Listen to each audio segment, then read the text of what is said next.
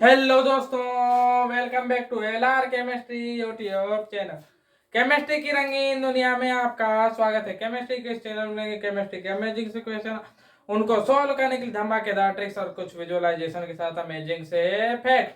तो दोस्तों, यदि इन सभी चीजों की रिक्वायरमेंट है तो प्लीज मेरे चैनल को सब्सक्राइब कीजिए और बेल आइकन को ऑन कर लीजिए ताकि मेरे आने वाले सभी वीडियोस की नोटिफिकेशन आप तक पहुंचती रहे। तो दोस्तों, साथ साथ इस वीडियो को लाइक कीजिए और शेयर कीजिए अपने दोस्तों तक। तो दोस्तों, जैसा कि आप जानते हैं कि मैंने चैप्टर नंबर 10 स्टार्ट किया हुआ है, एस ब्लॉक के एलिमेंट। और जो है इसका जो पहला पार्ट है उसे अपलोड कर दिया है। और जो है उसमें मैंने कुछ बेसिक इंट्रोडक्शन, इलेक्ट्रॉनिक विन्यास और एस ब्लॉक के एलिमेंट की फिजिकल प्रॉपर्टीज के बारे में बताया हुआ है। और कुछ एग्जैक्ट केमिकल प्रॉपर्टीज भी उसमें एलोबरेट कर दिया था मैंने। तो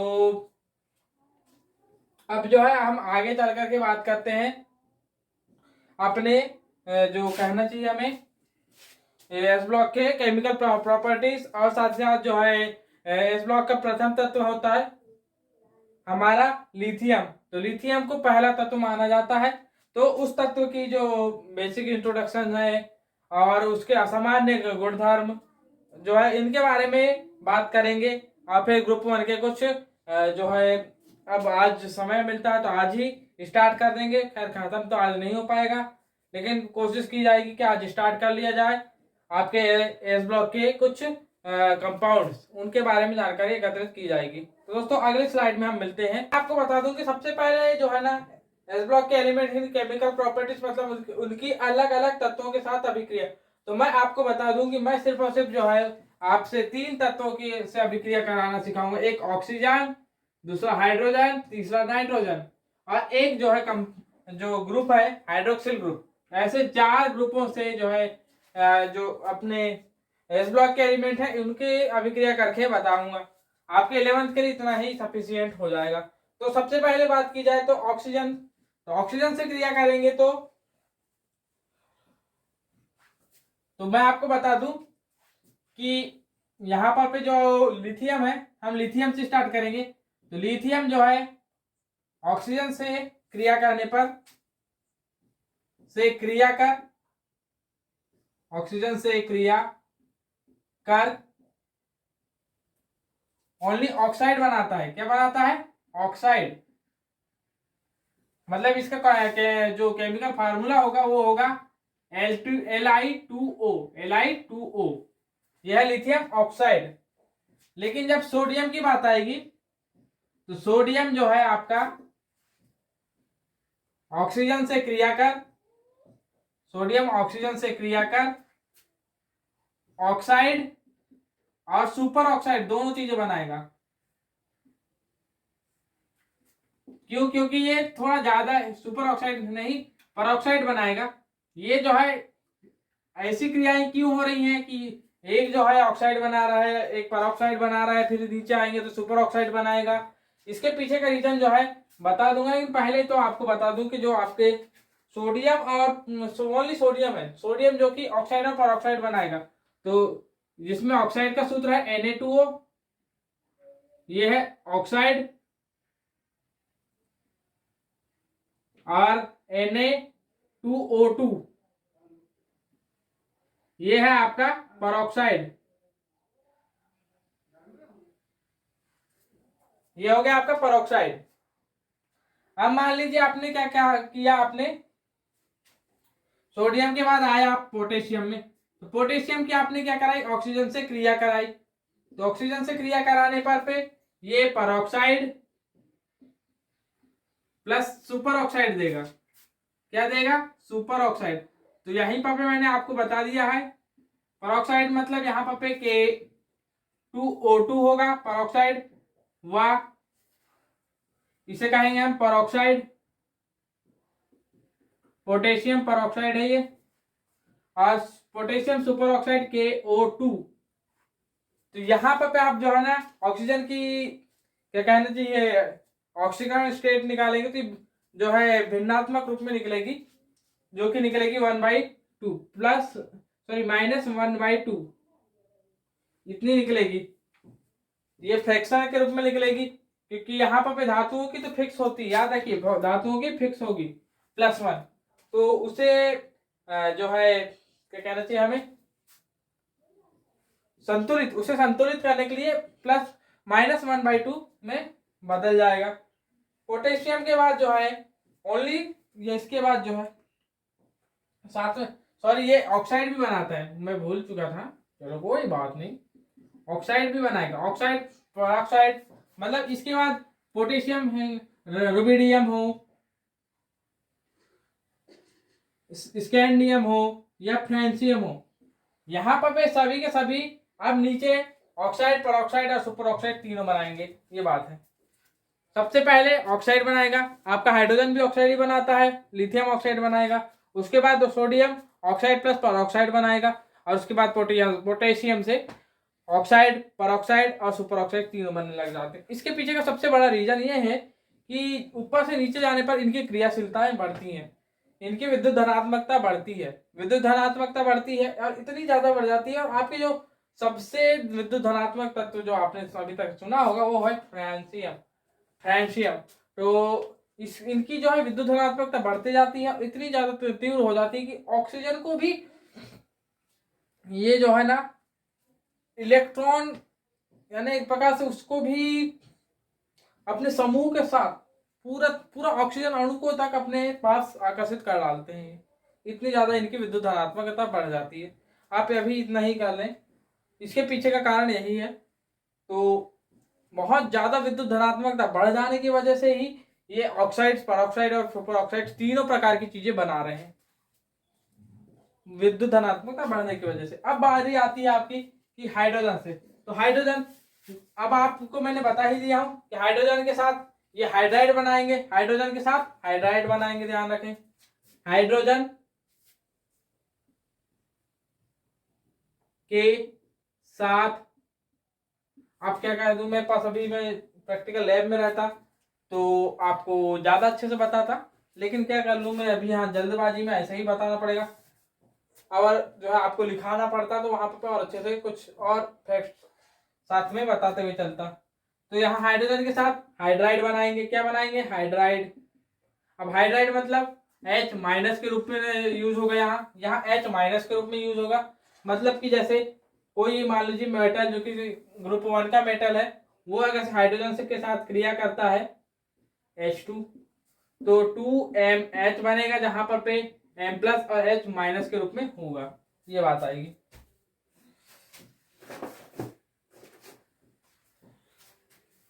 ये तो बात रही आपके हाइड्रोजन के साथ। अब नाइट्रोजन के साथ क्रिया किस प्रकार करेगा देखिए। अब आप हम क्या क्यों ना हाइड्रोक्सिल ग्रुप के साथ, तो हाइड्रोक्सिल ग्रुप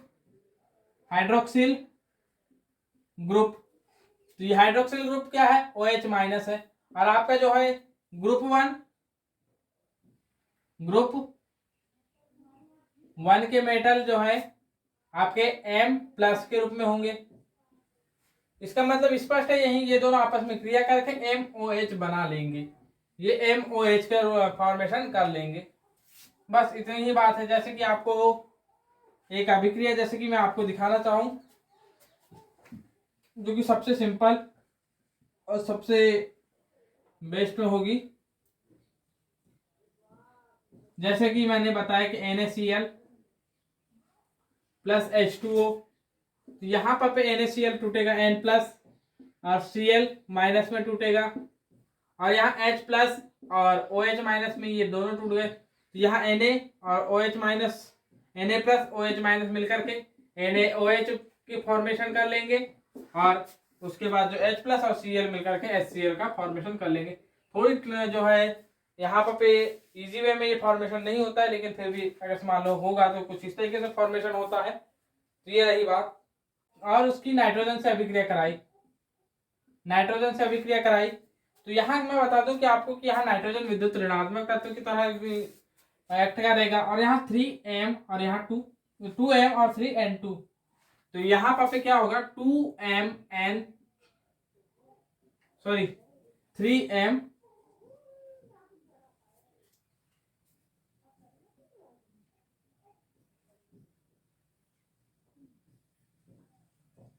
सॉरी यहाँ पर 6m लिख देता हूं मैं, 6m, तो M3n। इस तरीके से यहाँ पर पे अभिक्रिया होगी, रिएक्शन बैलेंस कुछ इस तरीके से हो जाएगी, जिसमें कि 3 जो है आपके मेटल के परमाणु नाइट्रोजन के एक परमाणु से अभिक्रिया करेंगे और ट्राई मेटल नाइट्राइड का मतलब एक प्रकार से नाइट्राइड का निर्माण कर लेंगे। इसके बाद बारी आती है जब इसी की अभिक्रिया हमने क्या करा दिए, जल से करा दिए, जल के 3 अणुओं से, तो क्या होगा, यहां से एक अमोनिया का अणु निकल जाएगा, एक अमोनिया का अणु निकल गया और MOH बन करके बाहर निकल जाएगा। तो अब आप जो है ना यहाँ 3MOH अब बैलेंस करेंगे, बैलेंस भी मिल जाएगी। तो ये रही आपके चारों तत्वों से अभिक्रिया, जिसमें सबसे पहले यहाँ नाइट्राइड बनेगा, नाइट्राइड बनने के बाद जल से अभिक्रिया कराने पर अमोनिया बाहर निकल जाएगा और हाइड्रोक्सिल ग्रुप फिर दोबारा जुड़ जाएगा। तो ये रही बात। अब नेक्स्ट स्लाइड में हम असामान्य गुणधर्मों की बात करते हैं। हम बात करेंगे in general properties of lithium, मतलब लिथियम के असामान्य गुणधर्मों की। अब लिथियम के असामान्य गुणधर्म किससे होंगे, तो आप उसी के जो ग्रुप के अन्य तत्व हैं, जैसे कि लिथियम के ग्रुप में आपको मिल जाएंगे सोडियम, पोटेशियम, रुबिडियम, सीजियम और फ्रेंशियम।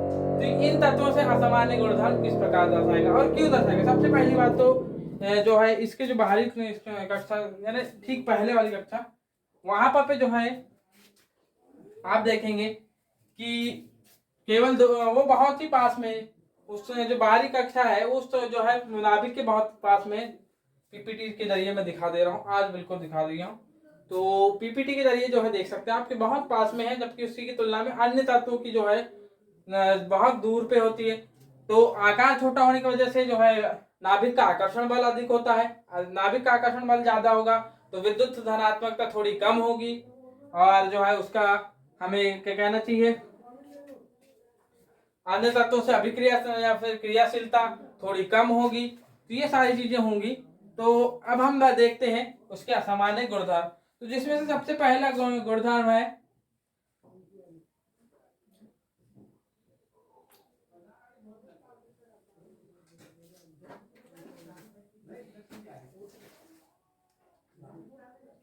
जैसे कि मैंने अभी थोड़ी देर पहले ही बताया कि सबसे पहला गुणधर्म लिखा ही हुआ है आपकी बुक में कि जो है अन्य तत्वों की तुलना में इसका विद्युत धनात्मक गुण कम होता है।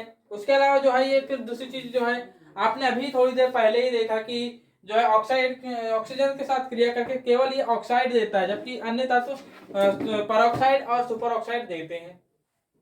ऑक्साइड और सुपर ऑक्साइड केवल लिथियम देगा, जबकि अन्य तत्व ऑक्साइड, परऑक्साइड और सुपर ऑक्साइड ये तीनों चीजें देते हैं।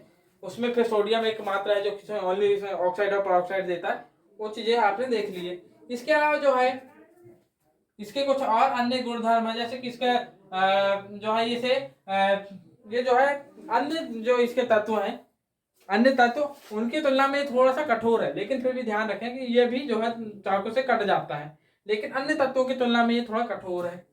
उसके अलावा फिर जो है तुलना की जाए तो ये अन्य तत्वों की तुलना में क्रियाशीलता भी कम दर्शाता है, ये बात अभी बता दिया। साथ ही साथ यहाँ हाँ क्वथनांक और गलनांक। अब देखिए जैसे अब ये जो है आपके क्या कहना चाहिए, क्रियाशीलता कम दर्शा रहा है, नाभिक के साथ दूरी कम है, तो ये सारी चीजों की वजह से इसकी क्वथनांक और गलनांक कैपेसिटी भी जो है थोड़ी ज्यादा होगी। तो ये सारी चीजें होती हैं और एक दो गुण है जो कि आप पढ़ करके देख सकते हैं। ये बात रही। अब जो है अब हम बात करते हैं क्षार धातुओं के उपयोग। इन्हें भी जो है आप अपनी बुक में पढ़ लेंगे तो ज्यादा बढ़िया रहेगा, इसमें ज्यादा कुछ होता नहीं है। अब हम बात कर लेते हैं कुछ इसके महत्वपूर्ण यौगिकों को बनाना और उनके उपयोगों के बारे में। तो इसमें सबसे पहला आपका है सोडियम कार्बोनेट। सोडियम कार्बोनेट, तो सोडियम कार्बोनेट है, तो सोडियम कार्बोनेट को लेकर के हम नेक्स्ट स्लाइड में आते हैं। सोडियम कार्बोनेट की जिसका सूत्र होता है Na2CO3। आप तो ये सोचते होंगे, लेकिन इसका एक और सूत्र होता है NH2 इसमें ऐड होता है। मतलब कि यहाँ पे ये जली सोडियम कार्बोनेट होता है, जिसको हम जो है किसके नाम से जानते हैं, कपड़े धोने का सोडा, कपड़े धोने का सोडा। सोडा। मान लीजिए इसमें से आपने इसको निर्जलीकृत किया, मतलब कि ये जो है कपड़े धोने के सोडे का जो केमिकल फार्मूला होता है वो होता है Na2CO3 इंटू 10H2O, इसे ध्यान रखें। और यदि से मान लो गलती से आपने क्या कर लिया कि यहां से आपने इसको निर्जलीकृत करने की कोशिश किया, तो उसे हम कहते हैं क्या, soda ash. Soda ash Na2CO3, only Na2CO3 है तो सोडा एस, ये रहा इसका नाम। तो जो है इसको नॉर्मली जो बनाते हैं हम उसके लिए हम करते क्या है, सोडियम बाइकार्बोनेट को हम क्या करते हैं, सोडियम बाइकार्बोनेट जिसको हम जो है खाने का सोडा कहते हैं, उसको गर्म करने पर या फिर उसका विघटन करने पर जो है हमें सोडियम कार्बोनेट मिल जाता है, एक जल का अणु बन जाता है। और शायद आप बैलेंस करेंगे तो यहाँ कार्बन डाइऑक्साइड निकलेगा H2। देख लीजिए सबसे पहले जो है आप यहाँ पर पे हाइड्रोजन को बैलेंस करें तो 2 हाइड्रोजन बिल्कुल सही, ऑक्सीजन होना चाहिए 6, 3, 4 बिल्कुल, फिर तो बाकी सारी चीजें बैलेंस है। Na2CO3, तो ये नॉर्मली बनाने की विधि है। लेकिन ये जो है प्रिपरेशन हम सबसे पहले किसी भी जो कंपाउंड है उसे सबसे पहले बनाते हैं, ये तो नॉर्मल मेथड हो गई। इसके अलावा जो है इसकी कुछ जो है मुख्य मेथड्स हैं जिनके नाम जो है कुछ इस प्रकार हैं, साल्वे विधि, ली ब्लॉक विधि और साथ में विद्युत अपघटन विधि। तो विद्युत अपघटन विधि जो है मैं आपको नहीं बताऊंगा, उसे आप जो है खुद ही देख लें, और वो उतनी ज्यादा इंपॉर्टेंट नहीं रखती और शायद थोड़ी जो है उसे आप अपनी बुक से ही पढ़ेंगे तो समझ में आ जाएगी। लेकिन जो है बची हुई जो जो 2 विधि है, ली ब्लॉक विधि और साथ साथ आपकी क्या कहना चाहिए सॉल्वे विधि, तो सॉल्वे विधि और ली ब्लॉक विधि को अभी मैं बता दे रहा हूं। तो नेक्स्ट स्लाइड में हम मिलते हैं। सबसे पहले ध्यान रखें कि ली ब्लॉक विधि है, तो ली ब्लॉक विधि में सबसे पहले हम क्या करते हैं कि जो सोडियम क्लोराइड होता है, सोडियम क्लोराइड की अभिक्रिया हम करते हैं जो अपने सल्फ्यूरिक एसिड है उससे अभिक्रिया कराने पर हमें क्या मिल जाता है, यहां से आपको इसके 2 अणु होंगे और जिससे हमें मिल जाएगा एक Na2SO4 sodium sulphate plus HCl, ये मिल जाएंगे देखने को। फिर जो ये HCl और बन गए आपके, तो HCl जो बना है अब आपका, तो इस HCl की अभिक्रिया जैसी आपने किससे कराई, सॉरी HCl में माफ करना, इसका जो मुख्य उत्पाद है यहाँ सोडियम सल्फेट, सोडियम सल्फेट की अभिक्रिया आपने कहाँ करा दी, कैल्शियम कार्बोनेट से करा दी सोडियम सल्फेट की अभिक्रिया।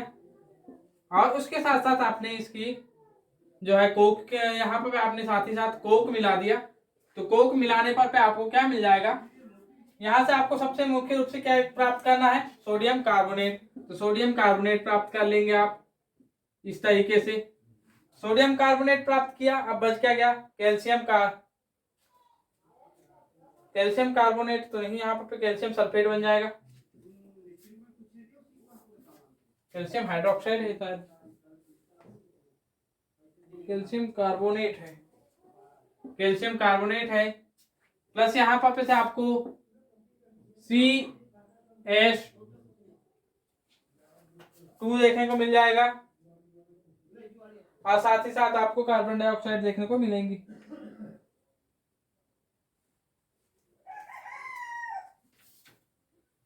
यहाँ पर कार्बन मोनोऑक्साइड मिलेगी देखने को, और जो एक और जो यहाँ पर अब आप यहाँ देखेंगे कैल्शियम सल्फेट, जी हाँ कैल्शियम सल्फेट देखने को मिल जाएगा, सल्फेट नहीं सल्फाइड है ये, कैल्शियम सल्फाइड ये देखने को मिल जाएगा। क्या है ये नॉर्मल, ज्यादा उपयोगी नहीं होता, इस वजह से जो है केमिकल, ये केमिकल जो है आपके दिमाग में ज्यादा नहीं आता और मेरे भी दिमाग में नहीं आता, चलिए साला दिमाग खराब कर देता है। अब आते हैं नेक्स्ट इसमें, फिर इसी के साथ साथ अब ली ब्लॉक विधि, अब इसकी जो क्रिया विधि है अब आप समझ गए होंगे। सबसे पहले सोडियम क्लोराइड में हम जो है हाइड्रोजन सल्फेट या फिर सल्फ्यूरिक एसिड मिलाते हैं और जिससे हमें सोडियम सल्फेट मिल जाता है, सोडियम सल्फेट में कैल्शियम कार्बोनेट और कोक मिलाएंगे तो हमें सोडियम कार्बोनेट मिल जाएगा, जो कि एक आपका क्या है, कपड़े धोने का सोडा है। अब इसी में आपने मान लीजिए इसमें आपने एकदम प्रॉपर ही चाहिए तो यहाँ आप जो है जल मिला दीजिए, तो आपको मिल जाएगा Na2SO sorry Na2CO3 into 10H2O। अभी एक H2O कहाँ से आएगा, तो याद रखिए क्या होगा कि आपने ये आपको मिल गया क्या, आपके जो कपड़े धोने का सोडा होता है वो नॉर्मल इतना ही होता है, लेकिन जैसे आप कपड़े धोने जाएंगे तो पानी उसमें मिलाएंगे तो मिक्स करेंगे तो उस समय जो है ये 10H2O उसमें ऐड हो जाएगा। तो ये रही बात इसकी। अब हम बात करते हैं सॉल्वे मेथड की।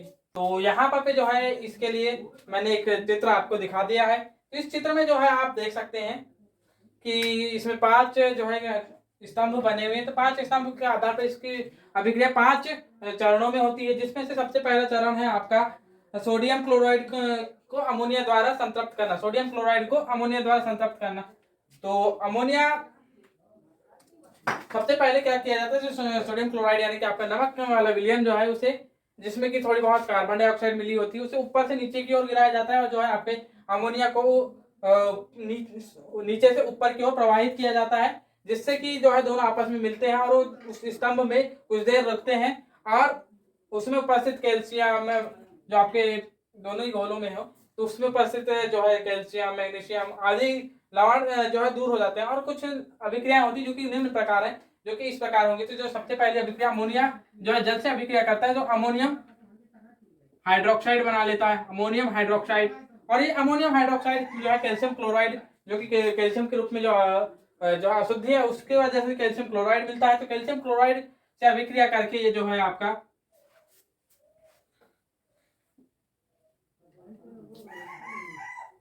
Ca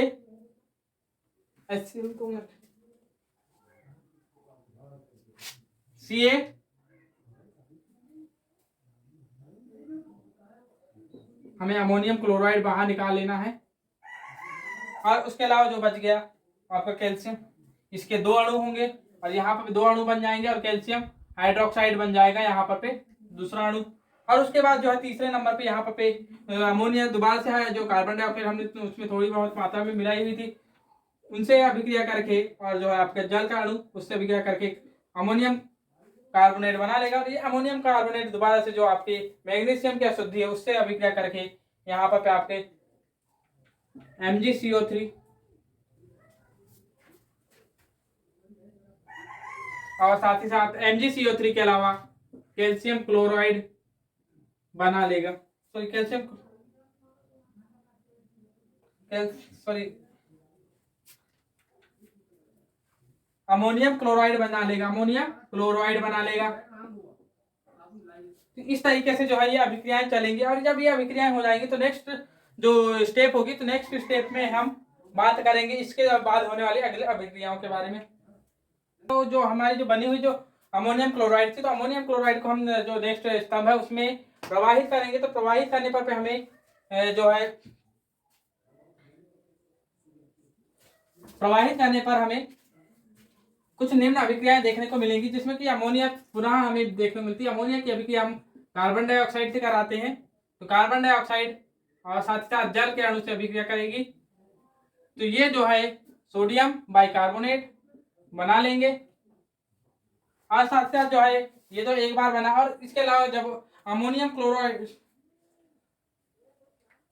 जो सोडियम इसे जो है सोडियम बाइकार्बोनेट की अभिक्रिया अब हम जो है नमक के जो विलयन है उससे करेंगे। तो हमें NaHCO3 की अभिक्रिया हमने जो है HCl से कराई। तो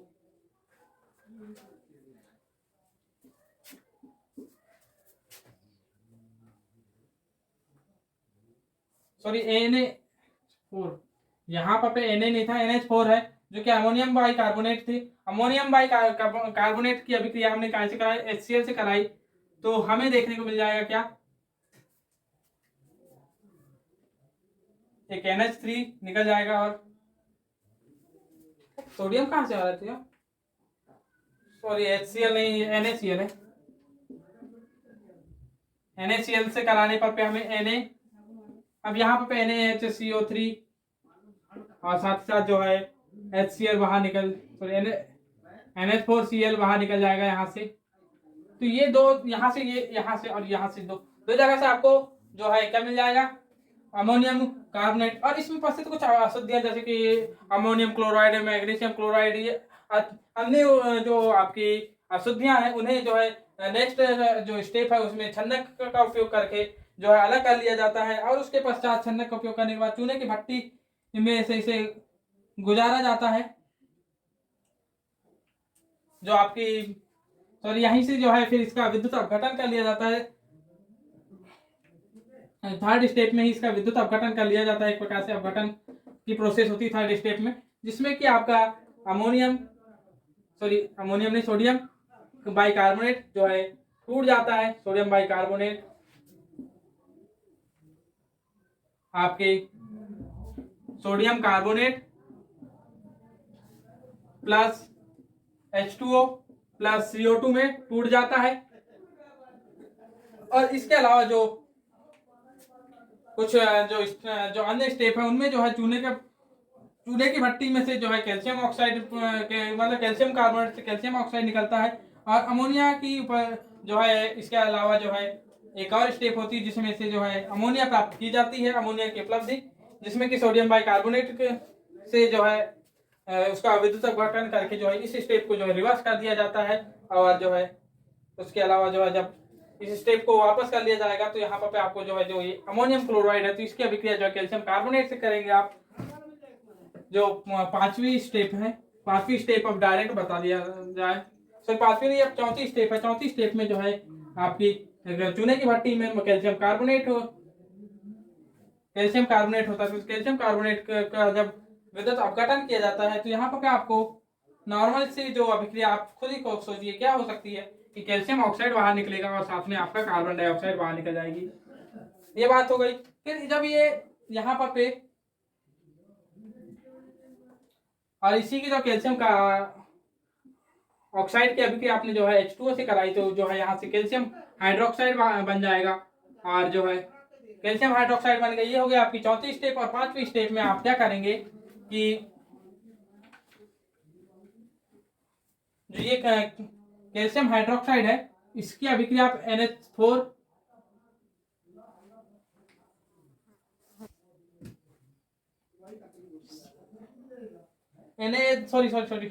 इसकी अभिक्रिया आप जो है NaHCO3 से करेंगे।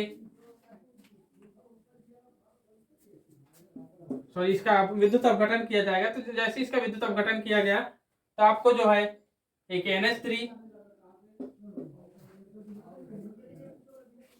NH3 देखने को मिलेगा।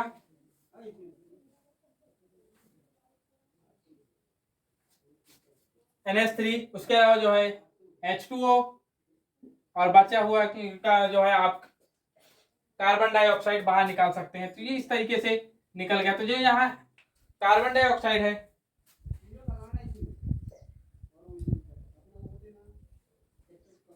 यहाँ से आपने अमोनिया मुक्त कर दी है, और अमोनिया मुक्त करने के बाद पश्चात जो है एक और जो स्टेप बच जाती है उस स्टेप में अपने एक और रिएक्शन इसी में बनती है। उस रिएक्शन में आप क्या करेंगे, देखिए नेक्स्ट एक मात्र स्टेप जो बचती है उसमें जो है अमोनियम क्लोराइड के दो अणुओं की अभिक्रिया कैल्शियम कार्बोनेट से करेंगे। तो जो है यहाँ पर आपको